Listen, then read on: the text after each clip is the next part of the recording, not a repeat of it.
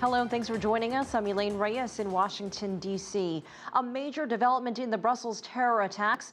The person who may have made the bombs, not just in Brussels, but also Paris, is now believed to be dead. Kate Parkinson is following this fast-developing investigation. She joins us live now from Brussels. Kate. Absolutely, this is a huge development. The news just coming through in the last hour. Newswires quoting unnamed intelligence sources, so we have to be a little bit cautious about this information, but they are saying that Najim Lashauri was one of the suicide bombers who blew himself up on Tuesday at the airport just behind me. Now, we've been hearing this name a lot in the past few days because Belgian authorities had said that he was suspected of being the man responsible for making the bombs, not just the bombs that were used here in Belgium, but also the suicide vests that were used by the suicide bombers in the Paris attacks in November. So a very big development here. The terror cell here in Brussels potentially blew up their bomb maker. There have been other developments in the story today as Brussels struggles to come to terms with what happened here on Tuesday. Let's take a look at my report. Brussels is a city in mourning.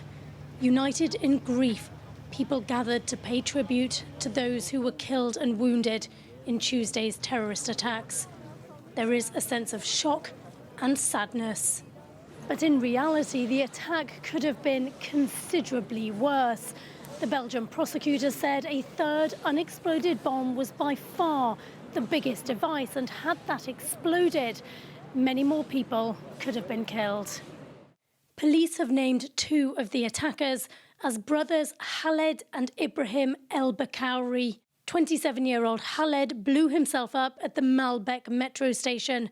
29-year-old Ibrahim, seen here in the middle of this image, was one of the airport suicide bombers. The man on the left also blew himself up. The third man is on the run.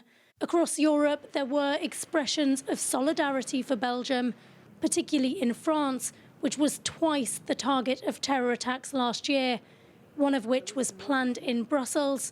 Tuesday's attacks may be linked.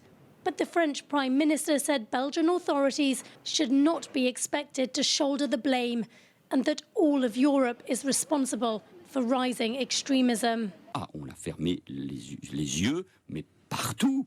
We closed our eyes, everywhere in Europe, including France, to the progression of extremist ideas. Neighborhoods which, through a combination of drug trafficking and radical Islam, perverted, and I'll use this word again, a part of the youth. But this is what we need to do, and I'm not here to lecture the Belgians, because I'm sure they're more than aware of this. There is a sense of determination in Brussels that life must go on, but there is also a sense that a pervasive threat of terrorism will be part of that life. This was the third terror attack in Europe in 15 months. With security services seemingly powerless to prevent them, people are acutely aware of how vulnerable they are.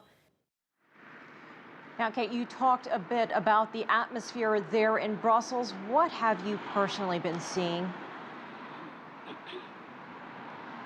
Well, there is this sense that life is starting to get back to normal. Certainly the public transport is working again, having been shut down in the immediate aftermath of the attack. But the airport just behind me will remain closed at least until the weekend, officials say. And as I said in my report, there is this sense of determination, this spirit of survival, but that is mixed with this anxiety. There is still one key suspect who is on the run.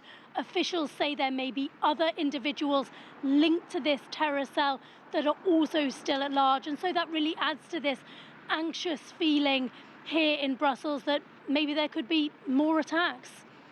All right, CCTV's Kate Parkinson live for us in Brussels.